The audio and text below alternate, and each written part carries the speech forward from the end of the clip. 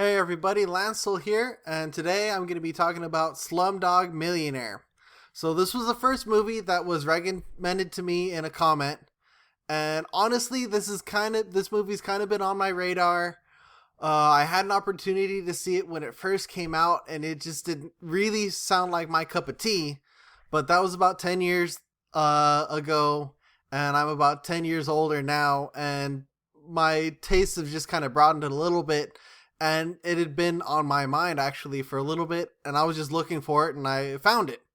So the basic story about this is set in India, where this boy that's pretty much grown up in the slums somehow got an opportunity to get on their version of Who Wants to Be a Millionaire, with the caps out at about 20 million rupees, which is about 300 grand in our money.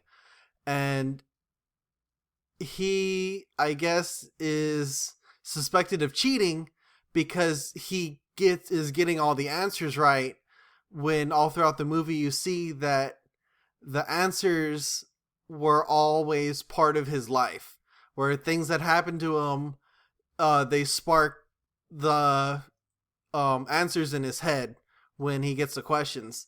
Honestly, for me, it was a little touch and go around in the middle. Towards the end, when it starts picking up, when it gets through the final questions, and you get to see kind of the politics of the show and what's going on in the present day, that's kind of what got me into the movie a little bit. The stuff in the middle, when it gets kind of muddy, and they kind of just throw the answers in there, just like almost as just like a afterthought. It just kind of didn't do it for me. All in all, I enjoyed myself. It was a pretty good movie. My producer doesn't really like a lot of subtitles, and she didn't really get into the accents for her, but she liked some of the songs in it. And all in all, I enjoyed it. If you have any more, or the one thing I did want to say is that I found this movie at 7-Eleven for $4, and I just want to put out there that, if you're really good into movies and you really like seeing those rare gems that are off to the side, you're not really going to find them at, big box stores like Walmart or Best Buy. Those are always going to have all the recent movies that come out. But really, all those rare movies, I like looking for here.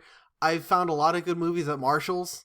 I found a lot of good movies at just, I want to go to pawn shops and see what kind of movies they have there, because they're going to have those weird movies that no one's really looking for, but they're just kind of around, and they're always going to be for a really good price. So if you're ever looking to kind of expand your library and find weird movies that not a lot of people know about, not really great heavy hitters, but just good, interesting movies, try and find places like that. That's what I'd recommend to you guys. So if you have any other movies for me that I want to see, if you have any comments, leave them for me, subscribe.